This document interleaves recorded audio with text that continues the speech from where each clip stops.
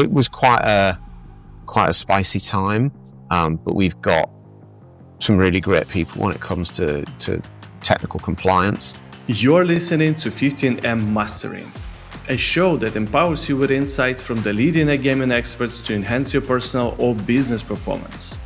The show is brought to you by tech-driven affiliate and media company Already Media, and supported by the AI-powered data analytics platform Blask. And Yo Investments, a fund manager investing in outstanding people who are disrupting the iGaming, fintech, and crypto industries. Hey everyone, and welcome back to 15M Mastery. Today we're joined once again by Michael Jack, CTO of Sportingtech. Michael is an expert at building scalable platforms for iGaming markets. In this episode, we explore the real-world challenges of launching in newly regulated regions. Welcome, Michael. Hi, Dimitri. Thanks for having me again. Good to see you. Good to see you too. So what is the biggest technical challenge when launching in a new market like Brazil? It's a combination of factors, I think. Part of it is, for that particular launch, there was quite aggressive timescales around it. And the rules and regulations and legislation were changing right up until the wire that something would be implemented. And then actually changing requirements, right? Now we need to follow those changes as well. It was quite a spicy time, but we've got some really great people when it comes to technical compliance, making sure that those rules are interpreted and the functionality created. Right. So what about the scale of the opportunity in Brazil? Because I was looking at some of the data we had at Blask, and you guys are supplying some of the top 10 largest operators in Brazil. And what about the technical challenges of like scale and maintaining these volumes and being able to allow them to scale these dramatically quickly in new regulated environment? Yeah, I mean, treat it like any other problem. Like it's big problems are just lots of little problems. Right. We see huge amounts of casino traffic coming from Brazil. Scaling a casino is a different challenge than scaling a PAM or scaling a sportsbook. Working with game providers to make sure our integration is correct, make sure the integration is load tested, make sure they can cope with it. That's a big part of it. Yeah, I love it. And you mentioned casino, which is quite interesting because for many, Brazil is like a sports-driven market, right? And is this particular casino element required you to come up with like additional solutions on the technical side of things, or it was like similar to the rest of the world? Well, I think it's similar to the rest of the world. And personally, from my own experience, I find that scaling a casino is less complex than scaling a sportsbook. You think of the sportsbook and the dynamic catalogue of events you've got in there, all the sports, you've got all the betting opportunities, the frequency of price changes. It's a much more complex product to work with from a technical perspective than casino integrators. I'm not talking about the actual, the production of the game and the game engine. Obviously, that has its complexity and mass models in it as well. But from the, integrating casino games into our platform, scaling that portion of it is less of a complex challenge than the sportsbook portion. Right, got it. And obviously, you guys operate a global business, right? So the platform should be catering towards the needs of operators around the world. And I'm just wondering, how do you build a platform that meets both international rules and the local market's needs? So I think the key there is simply configuration. Is that you maintain a single code base for your deployments around the world and for your operators, but have the ability to toggle functionality on and off depending on what the market requires. Is this comes like with the architecture of the platform, the way you build it, or it's more common from the like a turnkey setup kind of a site? So where it actually belongs to?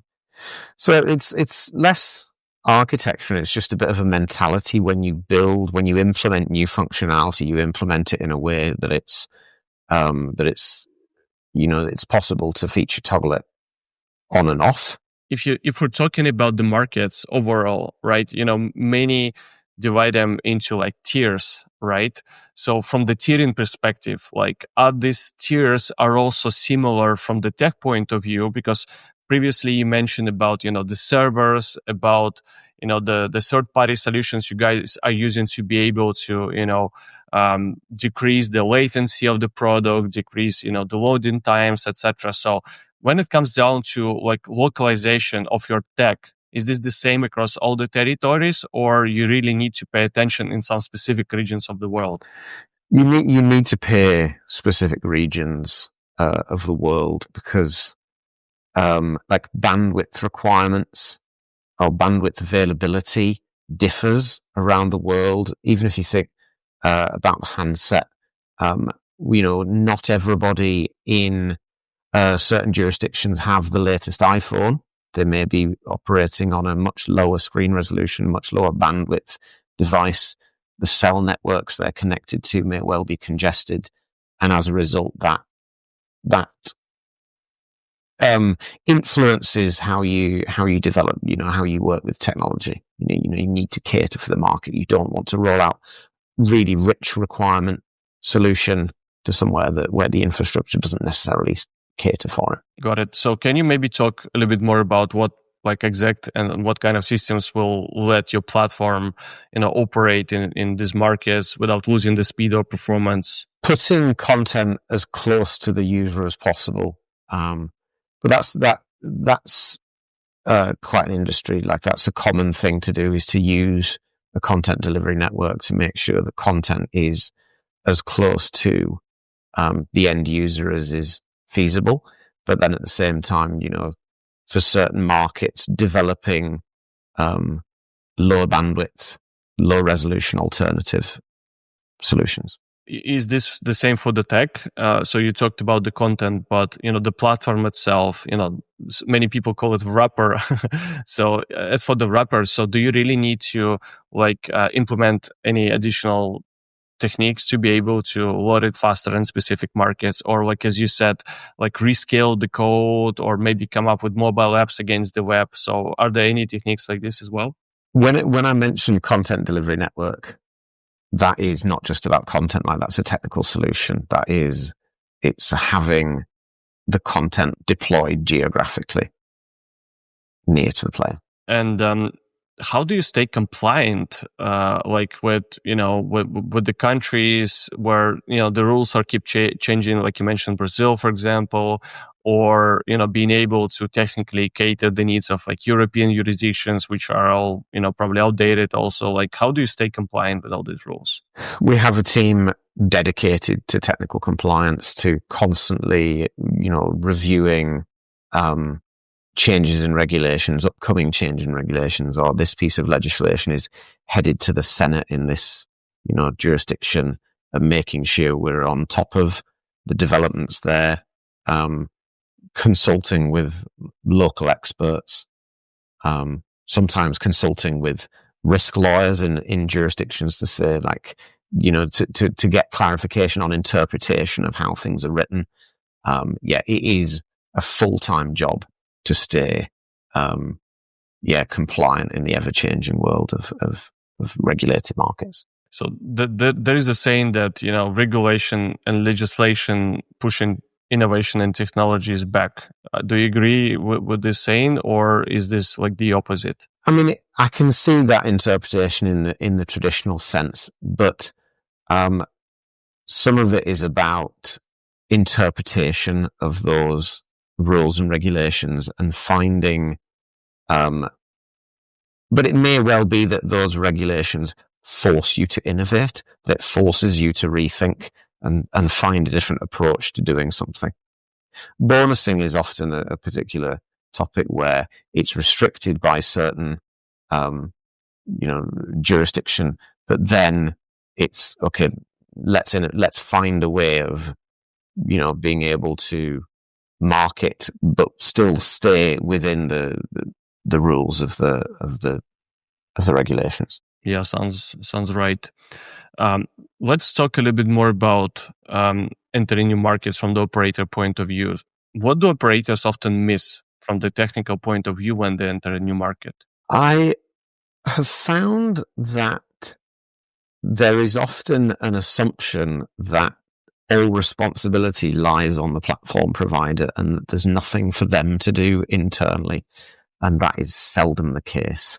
So it's quite often an education piece is required from our side. And we do, help our operators with that, to say, actually, here are the things that you will need to do internally in your own business. It's not just a question of, what we can do as the platform provider. Yeah, it's a very interesting observation because a lot of times, the iGaming businesses are launched and run by the people who either never worked in iGaming or never even worked in tech. I've seen so many examples like this. So yeah, I totally agree with you. Yeah. So one particular topic which is quite unknown for many is the security certification. I just wanted to hear your thoughts on how is this important? Why would I care about it? And is this like a big thing for our industry? So it's interesting in that when we often talk about security certifications, there's kind of two routes. You can do the bare minimum just to get the certificate, or you can do all hard work required to mean you're really deserving of the certificate. And I'm much more in the second camp. The certificate is the cherry on the cake at the end of it. I would much rather do all the hard work to get there. And that's a process we've been through recently. And that was exactly the conversation I had with my head of information security, recently achieving our ISO 27001 certification. Let's do all the hard work to make sure we're deserving of the certificate, then do the audit. If we don't get the certificate, that's not super important to me. It will have highlighted some gaps that we need to close. But it was a really interesting period of and it provides us the ability to demonstrate to our operators how seriously we take, the security of their information and their data. Yeah, first of all, congrats with that. And I always, talk about our most important client in the industry, who is the player, right? So what kind of benefits a player gets from the certification which you as the platform got, which now is going to be allowed to your clients and operators to be implementing it? So what will player benefit of it? Just the knowledge that their data is, treated with care, that we take our responsibility really seriously of how we treat people's data and information. And for the operators, to understand it more, is this like a mandatory certification, or is this something you guys did? As you mentioned, you got the certification as the part of your outstanding tech and information security. In some jurisdictions, I believe it is mandatory. Not for the ones we currently operate in, but it was kind of a good gold standard to aim for, kind of thing, that was okay, I know this is an area that I want to improve in. It's almost like an easy way to lay out an information security roadmap, is to say, right, we understand our current position. This is the destination. The standards almost lay out the security roadmap for you. Now I got it. Thanks a lot, Michael. And once again, congrats with this mega achievement, guys. And I really appreciate you taking the time to share these insights with our audience. Thank you for listening, and I'll look forward to speaking to you again soon. Likewise. Cheers. Bye-bye.